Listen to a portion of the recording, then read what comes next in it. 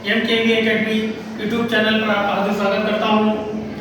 हम लोग पढ़ रहे थे यूरोप में राष्ट्रवाद, जिसमें दो पार्ट में हम लोगों ने पढ़ा अभी तक, जिसमें लास्ट में हम लोगों ने नेपोलियन संहिता के बारे में पढ़ा था और वियना संधि के बारे में पढ़ा और लास्ट में हम लोगों ने ग्रीस की आज़ादी तक देख लिया था और देखा था कि राष्ट्रवाद की भावना कैसे थी। लेकिन साथ में ये भावना क्या हुआ कि ये केवल देश प्रेम से ही नहीं था, यानी कि हम देश की प्रेम करें, बल्कि कुछ कल्पना और की गई थी। कल्पना क्या था? भाषा था, ठीक है, सांस्कृतिक थी, क्योंकि जो भाषा होती है, सांस्कृतिक होती है, उससे भी हमारी कल्पना उपज होती है कि इसके आधार पर भी राष्ट्रवाद की भावना मिलती है।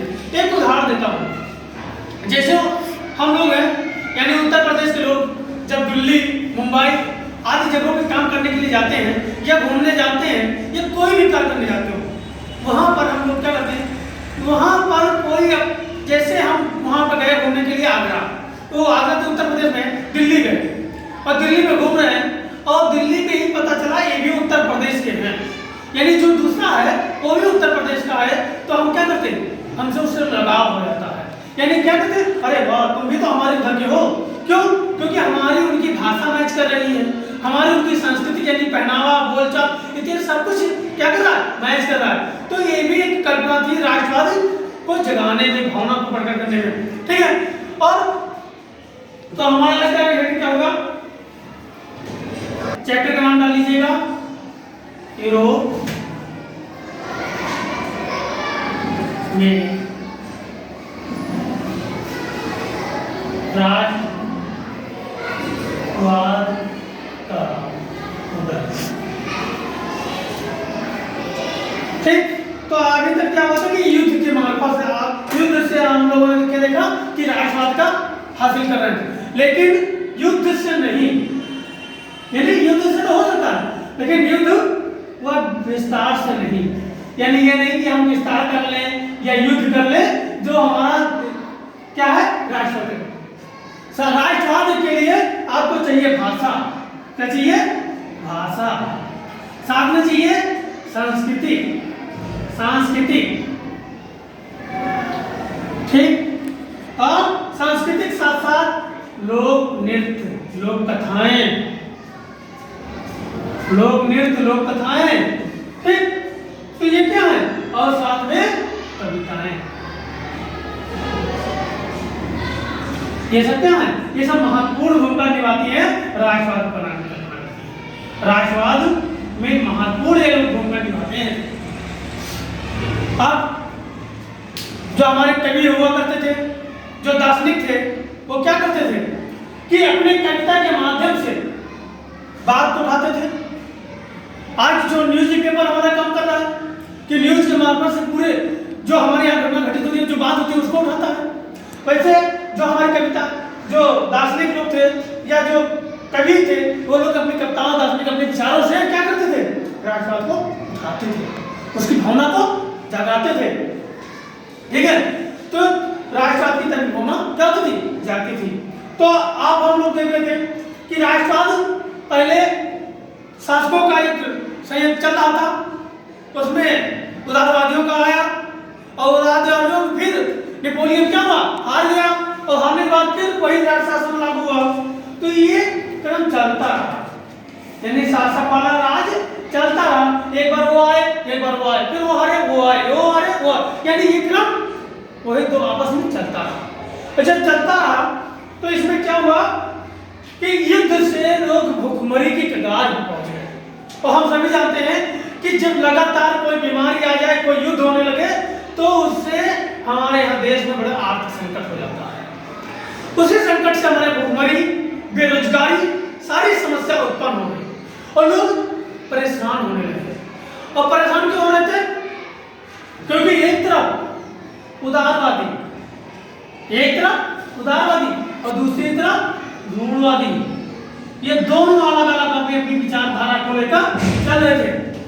लेकिन देखा क्या, रूढ़वादी देखा कि क्रांति हो रही है और ये देख रहे कि दमन हो रहा है, यानी एक बार क्रांति हो रही है, दूसरी बार दमन हो रहा है। यानी जैसे विजय हुआ तो दूसरा पहुंचा, फिर युद्ध लड़ा और फिर उनको दबा दिया, और दबाने के बाद क्या हुआ, फिर से युद्ध हुआ। फिर तो ये बार कहीं क्रांति होती, फिर दमन होता, फिर क्रांति होती, फिर दमन होता। तब उस समय इन्होंने क्या किया, ये जो थे ये अपनी अलग इन्होंने विचार, ये लोग खुद सोचे, इन्होंने तो किया कि हम ऐसा कब तक करते रहेंगे। क्योंकि जब नेपोलियन आ रहा था, इन लोगों का शासक आया था, रूढ़वादियों की शासक व्यवस्था आई, जो राजावादी व्यवस्था थी, तो कुछ दिन के बाद ये भी परेशान हो चुके, ये लोग भी बहुत ज्यादा परेशान होने लगे। तो ये लोग क्या आया कि इन्होंने कल्पना किया क्यों ना सभी लोग साथ मिलकर हम इस दमनकारी नीति को खत्म कर दें और ये क्रांतिकारी को जब ये किया तो जाके जर्मनी का युद्ध आया, जर्मनी की बात आ, यानी जो हम लोग पढ़ते जर्मनी का एकीकरण, तो वहीं से जर्मनी का एकीकरण का सूत्रपात होता है। ठीक है, तो आइए देखते हैं इसको ठीक। तो यहीं पर क्या होता है, जो उदारवादी लोग होते हैं, उदारवादी लोग ये मध्यम वर्ग होते हैं, मध्यम वर्ग के लोग होते हैं उदारवादी लोग। ठीक है, और जो वहां पर भुखमरी से, बेरोजगारी से विरोध चल रहा था, उसी में ये भी विरोध दर्शा रहे थे। और साथ में क्या किया कि ये लोग जर्मन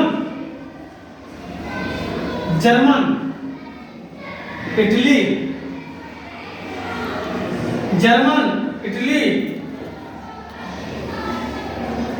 पोलैंड और ऑस्ट्रो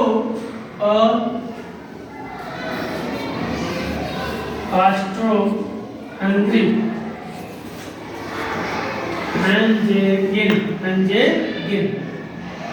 ठीक, आदि ने मांग किया, आदि लोगों ने मांग किया कि राष्ट्रीयकरण हो। क्या हो? राष्ट्रीयकरण, साथ में संविधान हो और साथ में संसदीय प्रणाली हो।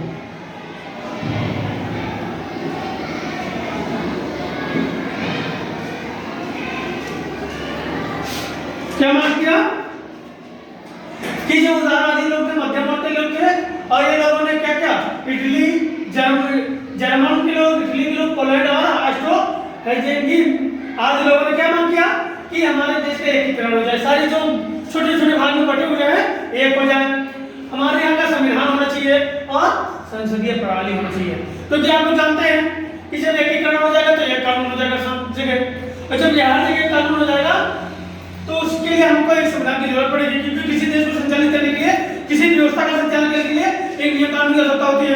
तो ये संविधान हो जाएगा, और संविधान बनेगा कहाँ, यानी जो नियम कानून होंगे बनेगा कहाँ, तो इसके लिए संसद प्रणाली होनी चाहिए। तो संसद में क्या होता है, कानून बनाए जाते हैं, कानून जो जनता के हित में होते हैं वो चीज वहां पे बनाया जाता है। ठीक है, तो ये क्या होगा, और ये मांग करते करते एक करके अपने ये आंदोलन को तेज कर। ठीक, अब बात आती है जर्मनी की, और इसी बीच क्या होता, जब ये लोग इतना मांग कर रहे थे, तो जो वहां का नेपोलियन बना के कौन बनाया हुआ था, आप जाएंगे पीछे, तो लुई फिलिप क्या होता, हमारा घोषित हुआ था ना, तो वो जब भुखमरी और बेरोजगारी से लोग परेशान होकर आंदोलन तेज किए और विरोध करने लगे, तो वो भाग गया था, कौन, लुई फिलिप, उसको वहां से भाग निकला था। ठीक है, तो ये भी याद रखिएगा। अब आता था जर्मनी की, जर्मन, अब ये जर्मन की बात आ गई। ठीक, जर्मन में एक जो पहले नेशनल असेंबली हुआ करती थी, उस नेशनल असेंबली को भंग कर दिया गया, और भंग करके एक नया असेंबली बनाया गया जिसका नाम था फ्रैंकफर्ट असेंबली। क्या बनाया गया, उसको भंग करके इसको बनाया गया था। और ये क्या था, जर्मनी का एक शहर था, जर्मनी का एक फ्रैंकफर्ट शहर था, और उसी के नाम से क्या बना, असेंबली बना दिया गया था। ठीक है, और ये असेंबली को क्या किसके बनाया गया था, क्योंकि मध्यम वर्गीय पेशेवर और व्यापारी, धनी कलाकार आज लोग क्या करते थे, इसी के माध्यम से अपनी आवाज उठाते थे। ठीक है, तो पेशेवर, व्यापारी, धनी लोग इसकी आवाज उठाते थे। और जब फ्रैंकफर्ट संसद बना, यानी असेंबली बनी, तो इसको क्या किया, ये हमारा बना, तो ये किसके लिए बना, कानून बनाने के लिए। तो उस समय 18 मई 1848, कितना, 18 मई 1848 को 831 चुने हुए प्रतिनिधियों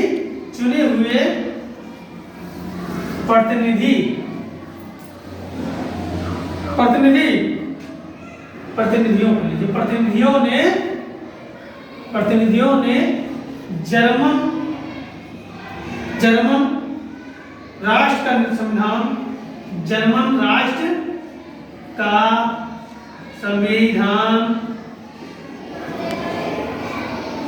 संविधान तैयार किया।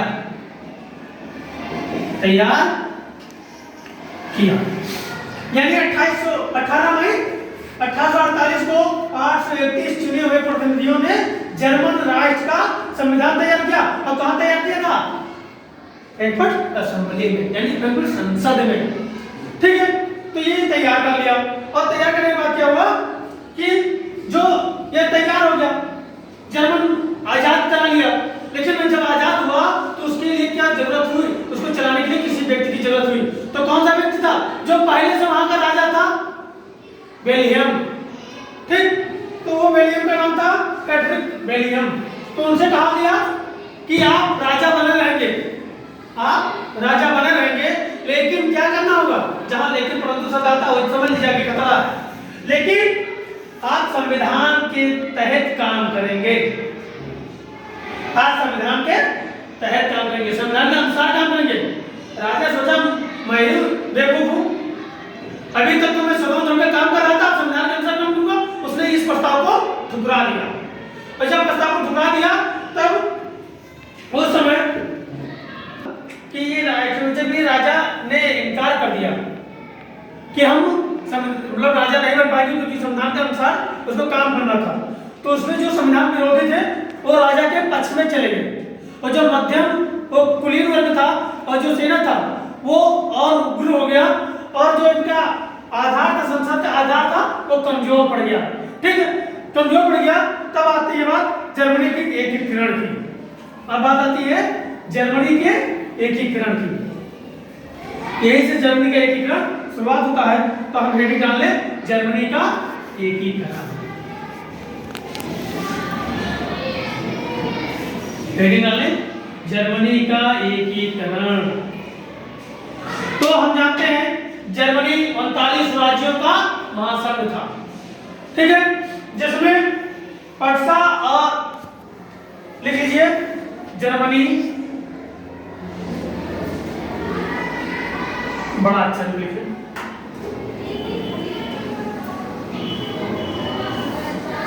जर्मनी 29 प्रांतों का, राज्यों का, प्रांतों का लिख लीजिए, प्रांतों का परिसंघ था। जैसे हमारा भारत भी था, आजाद होने से पहले भारत हमारे कई प्रांतों में बटा था, जिसको एक सूत्र में पिरोने का श्रेय हमारे सरदार वल्लभ भाई पटेल को जाता है। वैसे जर्मनी 39 प्रांतों में परिसंघ था, अलग में बटा हुआ था, और इसमें दो लोग मजबूत थे, दो की संख्या ज्यादा थी। पहला था पर्सा और दूसरा था ऑस्ट्रिया। तो ये जो पर्सा था हमारा, पर्सा का जो प्रधानमंत्री था वो ऑटो वन बिस्मार्क था। ऑटोमान बिस्मार्क था। ठीक है, तो ये क्या किया, ये प्रधानमंत्री ने अपने 7 वर्षों में 3 युद्ध लड़ा, 7 वर्षों में 3 युद्ध लड़ा। इन 3 युद्धों में डेनमार्क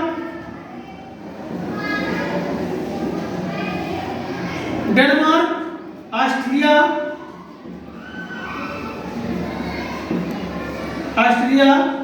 और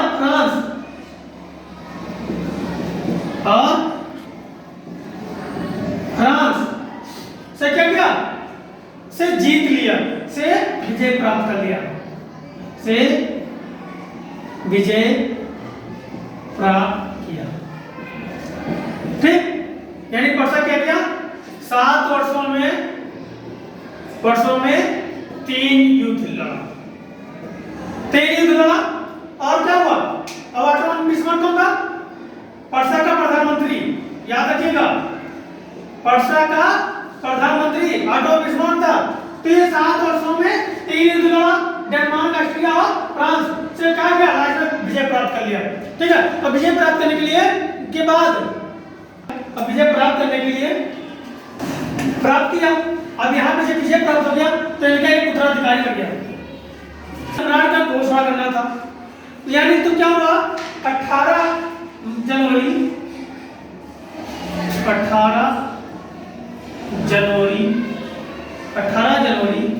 1871 में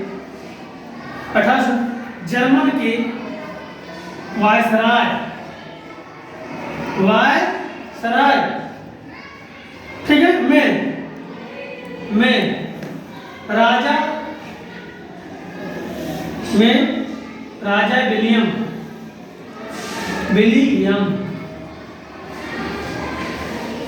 विलियम प्रथम को सम्राट,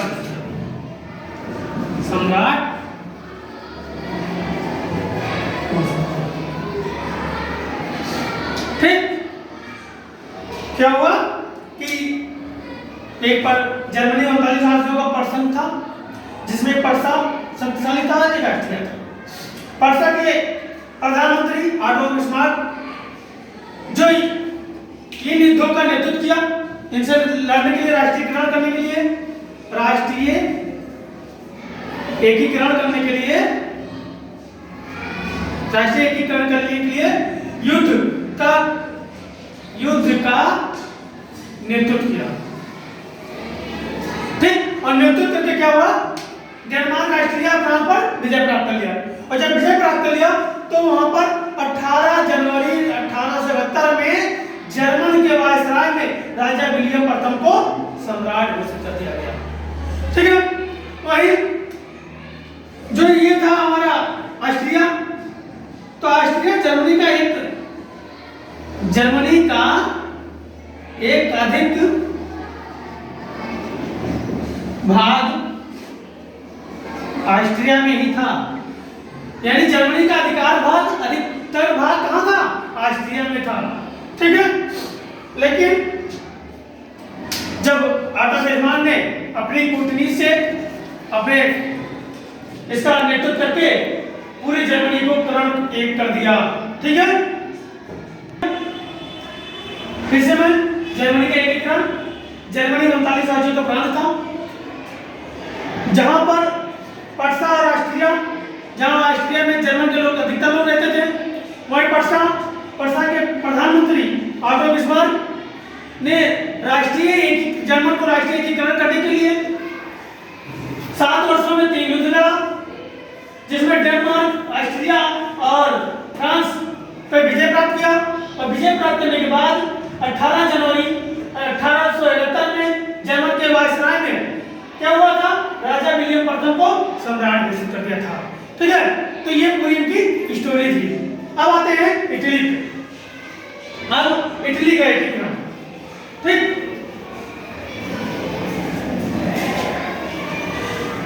देखिए जब तक हम लोग कहानी के रूप में नहीं लेंगे, कहानी के आकृतिक तरीके से नहीं पढ़ेंगे, तब तक ये याद होने वाला नहीं है। अगर किताबी याद है तो हम ऐसे याद करेंगे। जैसे अगर आ जाता पेपर में जर्मनी का एकीकरण प्रक्रिया को समझाइए। आपके क्वेश्चन में कभी आता है तो आप क्या लिखेंगे?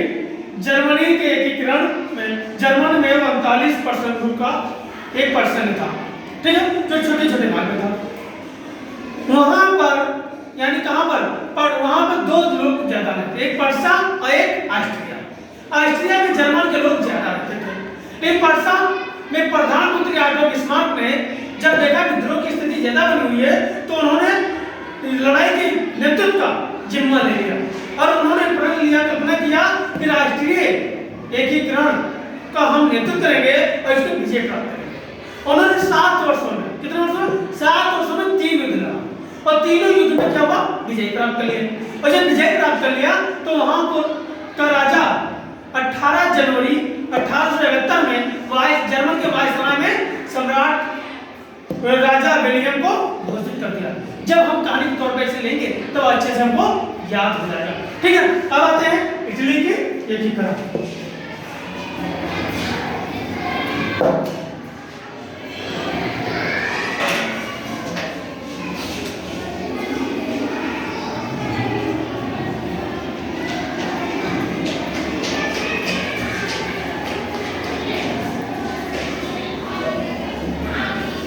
तो इटली भी जर्मन के तरीके से बहुत परेशान थी।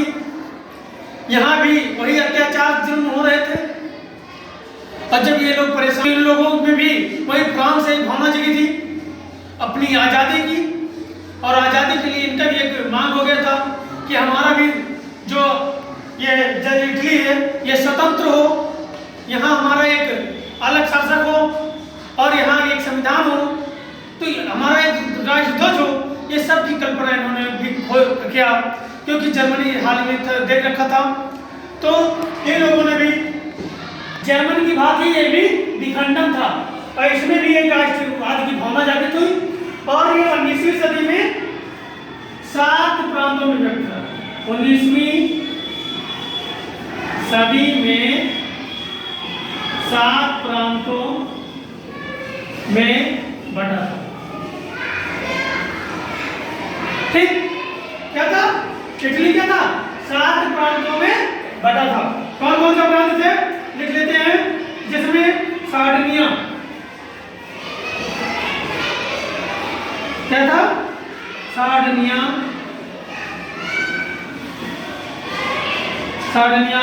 पीडमार, ठीक। और फिर साथ में क्या था कि ये जो सार्डिनिया पीडमार था ये इटालियन के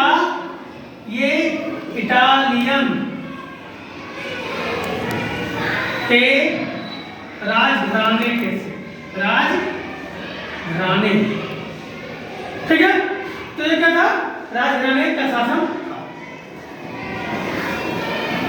यानी सबसे शक्तिशाली कौन था? सार्डिनिया पीडमार था जो इटालियन पे राजघराने का पूरा शासन करता था, ठीक है, ये शक्तिशाली था। लेकिन हुआ क्या? एक विक्टर एमुल द्वितीय है और उन्होंने एक अपना प्रधानमंत्री बनाया और प्रधानमंत्री बनाने के बाद जो 7 प्रांत थे इस 7 प्रांत में उन्होंने अलग अलग बांट दिया और उसको आजादी करने के लिए बात रखी, ठीक है। देख लेते हैं जो उत्तरी भाग था किसका? इटली का जो उत्तरी भाग था वो क्या था? ऑस्ट्रिया हाइबर्स के अधीन था। ऑस्ट्रियाई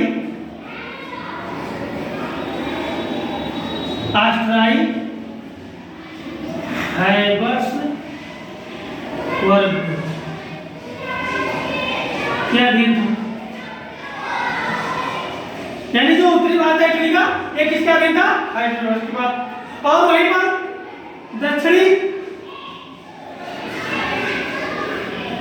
दक्षिणी भाग बोबो राजाओं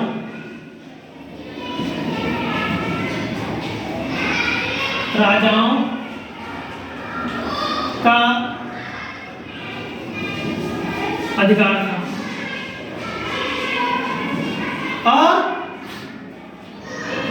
ठीक, और जो बीच का था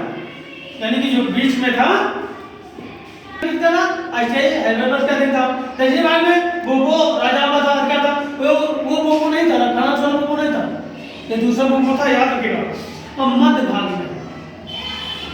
भाग में पोप का वर्चस्व था, पोप का अधिकार। ठीक, ये लोग अपने अपने अधिकार लेकर जमाए हुए थे। पोप मतलब हम लोग जानते हैं कि ईसाइयों में जैसे हम लोगों में पंडित जी होते हैं वैसे उनमें पोप होते हैं। तो ये अलग अलग भाग था। तो साइडनिया के राजा कहाँ गए? साइडनिया के राजा कौन थे? विक्टर एनेमोल द्वितीय। विक्टर एनेमोल द्वितीय। इन्होंने क्या किया? एक अपने जो क्या वफादार थे तैमूर को प्रधानमंत्री बनाया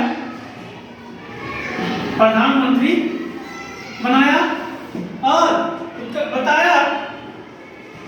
बताया कि ये जो उत्तरी भाग है इस पे आपको इसको आजादी दिलानी है। क्या करना है? आजादी दिलानी है। तो ये तैमूर ने क्या किया? फ्रांस की सहायता लिया। फ्रांस की सहायता लेकर यहां पर विजय प्राप्त किया। क्या किया? विजय प्राप्त कर लिया। वहीं दूसरी ओर गैरी बलाडी थे। गैरी बलाडी उनको दक्षिण की जिम्मेदारी दी गई और कहा कि यहां पर आपको आजादी दिलानी है। तो गैरी बलाडी क्या किए? ये भी स्थानीय लोगों की सहायता से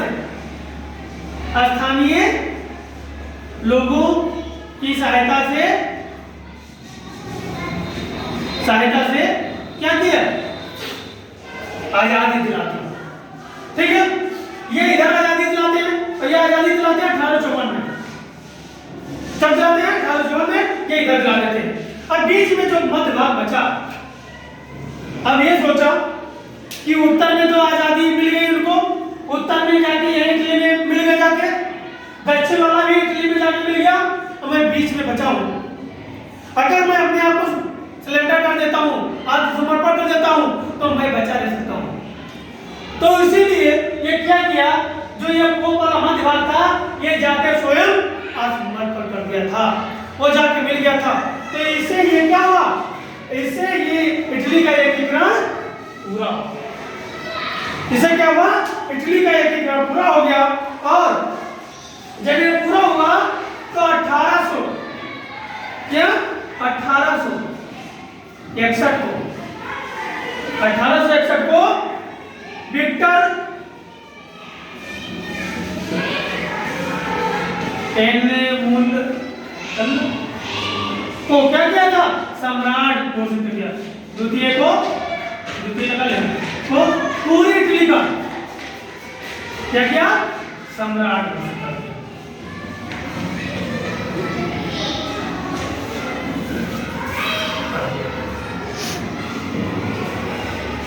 ठीक, क्योंकि यही क्या थे? क्योंकि आप जानते हैं कि हर देश में अलग अलग थे। तो जो ये हमारा एनेमोल थे, विक्टर एनेमोल, इन्होंने एक प्रधानमंत्री को बना के सहायता लिया, से सहायता लिया। और तो जब पूरा एकीकरण एक हो गया इटली का, तो क्या किया? जो विक्टर एनेमोल थे उन्हें 1861 में वहां के सम्राट घोषित हुए। तो ऐसे ये इटली का क्या हुआ? एकीकरण पूरा हो गया। समझ गए? अगर ना यार फिर से एक बार, क्योंकि जितनी बार रिपीट करेंगे उतनी बार अच्छे से आ जाएगा। इटली का एकीकरण, इटली जो था 19वीं शताब्दी में 7 प्रांतों में बटा था। वहां पे साइडिनिया और पिएडमोंट में जो थे इटालियन के लोग ज्यादा थे और ये वहीं पे राजघराने का शासन रहता था, हमेशा उन्हीं का शासन चलता था। क्योंकि हम जानते हैं कि जो वंशानुक्रम शासन होता है, राजा का शासन होता है, वो वंशानुक्रम होता है। राजा का लड़का, राजा का भतीजा, राजा का पुत्र, वही राजा होता था। ठीक है, तो ये था। लेकिन जब विक्टर एनेमोल द्वितीय इटली लेते हैं और कैमूर को प्रधानमंत्री बनाकर इनको उत्तरी भाग अलग और दक्षिण भाग दूसरे को सौंपकर इसको जब आजादी की बात करते हैं, तो कैमूर जो होता है फ्रांस की सहायता से दक्षिणी उत्तरी भाग को आजाद दिला देता है और गैरी बलाडी जो होते हैं दक्षिणी भाग को मिला देते हैं। ये दोनों मिलाने के बाद मध्य भाग आपस में डर जाता है और मध्य भाग आप खुद जाके सरेंडर कर देता है, जिससे इटली का एकीकरण पूर्ण हो जाता है। इटली यानी एक पूर्ण साम्राज्य का राष्ट्र हो जाता है, जिसके परदार राजा 1861 को विक्टर एमानुएल द्वितीय को बनाया जाता है। ठीक है, डाउट क्लियर? आगे चलते हैं।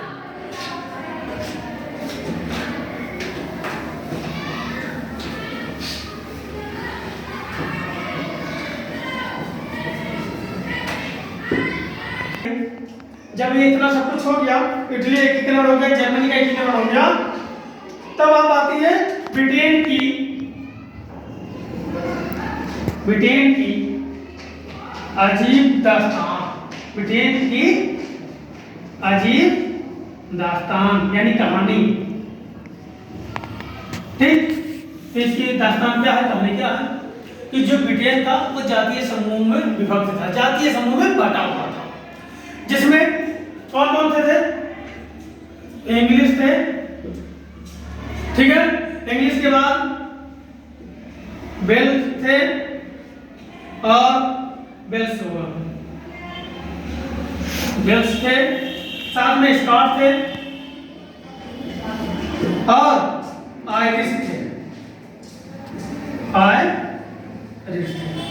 ठीक है, ये अलग अलग जाति समूह में बटे थे। किसमें बटे थे?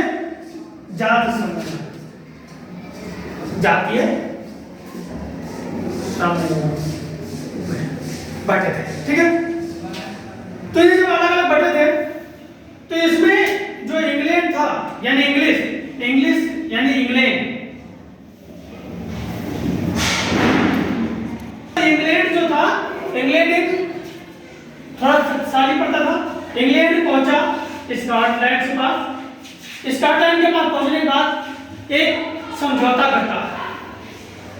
करता है कि हम आप एक व्यापारिक तौर पे मिल जाए। अब मिलने के बाद एक हम लोग यूनियन एक्ट बना दिया, यानी दोनों लोग मिलकर क्या बना दिया? यूनियन एक्ट बना दिया। तो ये दोनों लोग मिलकर क्या बनाते हैं? यूनियन एक्ट का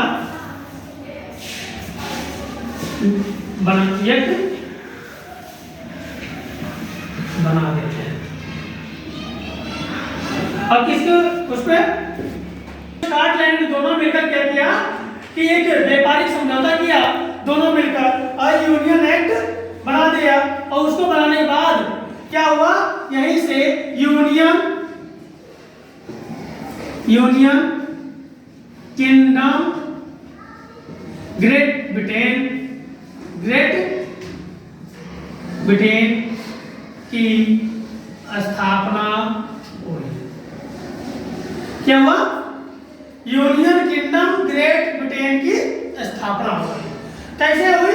इंग्लैंड और स्कॉट दोनों एक व्यापारिक उद्देश्य से महत्वपूर्ण तरीके से आपस में मिले, समझौता किया और समझौता करके यूनियन एक्ट बना दिया।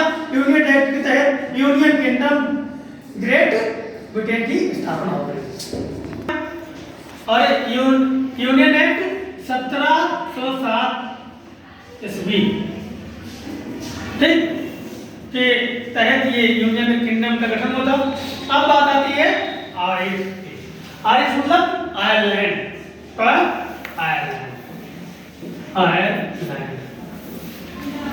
ठीक। आयरलैंड में दो लोग थे। यहाँ दो मुख्य जाति में प्रयुक्त था। एक था प्रोटेस्टेंट और दूसरा था कैथोलिक।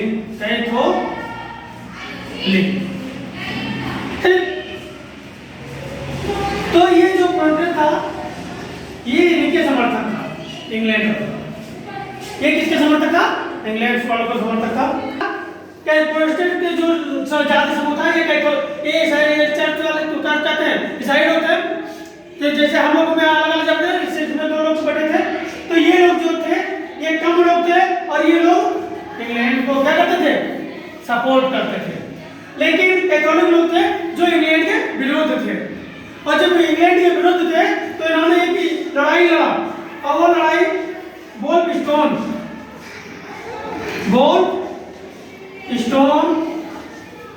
से लड़ी गई। से लड़ी, ठीक। और जब वुलस्टोन से लड़ी, लेकिन 1801 में तो पराजित हो गया। कौन पराजित हुआ? कैथोलिक पराजित हो गया। और जब कैथोलिक पराजित हो गया तो इसको बलपूर्वक, यानी जो व्यक्ति बलपूर्वक इंग्लैंड में मिला दिया गया, ठीक है। तो कब मिला गया? 1801 में पराजय होने के बाद भारत का क्या कि United Arab kingdom great Britain में इसको बलपूर्वक मिला दिया, ठीक है।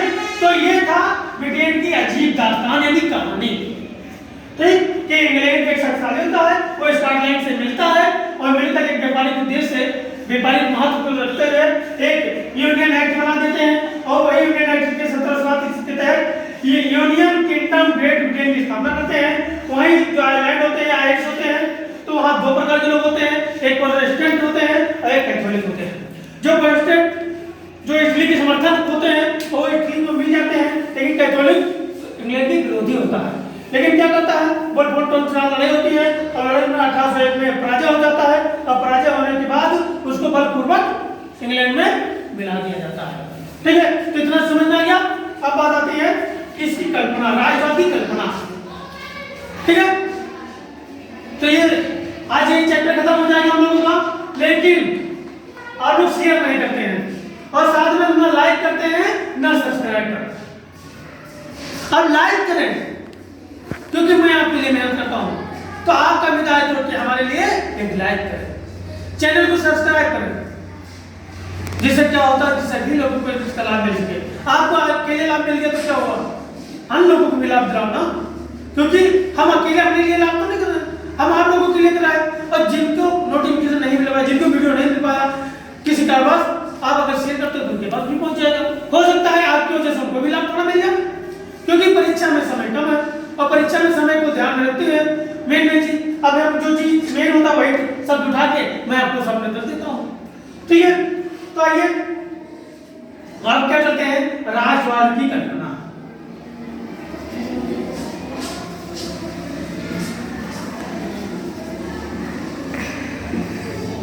तो राष्ट्रवाद की कल्पना अभी तक जितने भी कुछ हुआ महिलाओं को आगे किया गया, सभी लोग यहाँ पे, चाहे महाभारत हो, चाहे रामायण हो या कोई भी कहानी हो, सब में क्या किया गया, आगे एक महिला को किया गया। हमारा भारत का युद्ध हुआ था, भारत को आजादी कराने के लिए जो लड़ाइयां लड़ी हुई थी, उसमें भी एक काल्पनिक महिला का रोल दिया गया था। वो काल्पनिक महिला क्या थी, भारत माता। क्या था, भारत माता, जिसमें उसका ड्रेस कोड और हमारे जो देश का झंडा है उसके हाथ में हुआ करते थे, ठीक है। उसी प्रकार जब हमारे यहाँ ये जर्मन, फ्रांस आदि कर रहे थे, संघर्ष कर रहे थे, तो ये भी अपना एक काल्पनिक नाम से एक महिला को आगे किया। उनके वहां के पोशाक में जो आप बुक में देखेंगे, एक जर्मनी और एक मारियान, दो की पिक्चर दिखाई है और दोनों क्या करते हैं, एक राष्ट्रवाद की कल्पना करते हैं। क्योंकि हम देखते हैं जैसे भारत माता की तस्वीर बनी होती है, हमें एक देश भावना की क्या होती है, इच्छा जाती है। जब हम कहीं तिरंगा लिए किसी को देख लेते हैं तो एक राष्ट्र भावना जाग जाती है। वैसे जब क्या था, जैसे वो चित्र देखते थे तो राष्ट्रवाद की कल्पना जाग जाती थी उनके अंदर, और वो कल्पना आगे चलकर उसको संघर्ष के रूप में उनको फायदा भी हुआ, यानी आजादी मिली, ठीक है। तो ये राष्ट्रवाद की कल्पना समझ गए। राष्ट्रवाद की कल्पना में क्या था कि वहां पे महिलाओं का जो जर्मनी था, जर्मनाई और मारियान, दो अलग अलग अपने अपने एक काल्पनिक महिला का चित्र बनाया, तो उसमें अपने यहाँ का पोशाक से धारण किया और उसको देखकर उसकी राष्ट्रीय भावना की कल्पना करते थे, ठीक है। अब आते हैं हम राष्ट्रवाद और साम्राज्यवाद, ठीक है। क्या आते हैं, आपकी टॉपिक है हमारा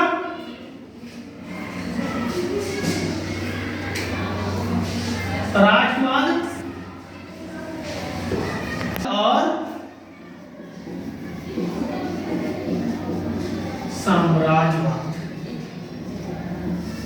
साम्राज्यवाद क्या था, बहुत बड़े भूखंड जो अशोका का हुआ करता था, कि कई देश को एक में समाहित कर लिया था, उसी को क्या कहते थे?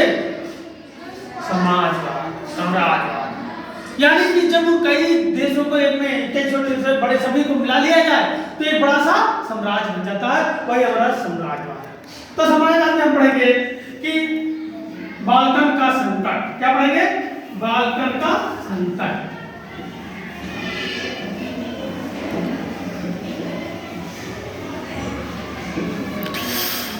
अब बाल्कन का संकट के बारे में हम लोग जानेंगे।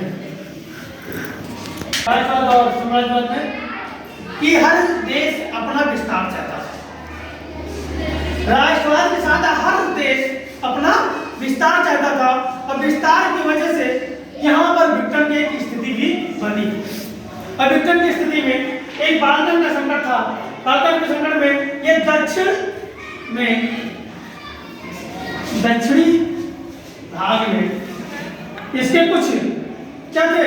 भाग थे, और वहां के कुछ स्थान थे छोटे भागों में बटे हुए थे, और उन्हीं को हम बाल्कन के नाम से जानते थे। और ये दक्षिणी भाग, ये बाल्कन कहाँ था? यूरोप के दक्षिण में था। यूरोप के दक्षिण में था कौन? बाल्कन। और वही बाल्कन में छोटे छोटे भाग में बटे हुए थे। कौन कौन बड़ा था? नोट करते हैं। यूनान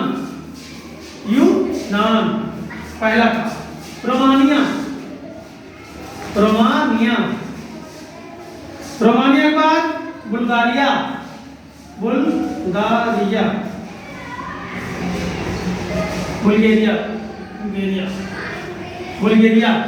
ठीक है। और अल्बेनिया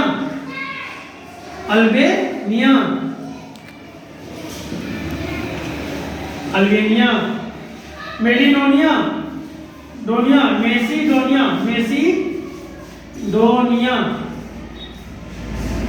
ये सब क्या थे? अलग अलग छोटे छोटे प्रांत थे। और क्रोएशिया,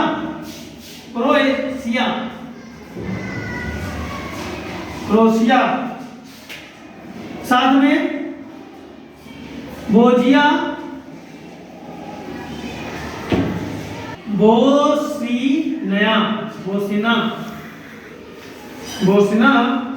हर्जेगोविना,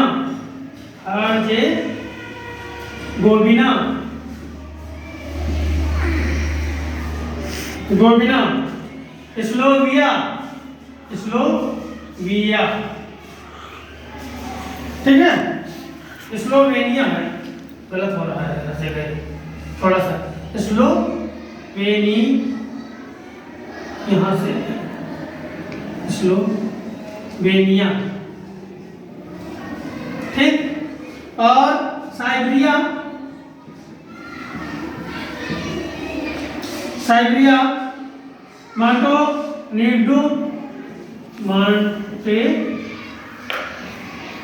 निग्रो।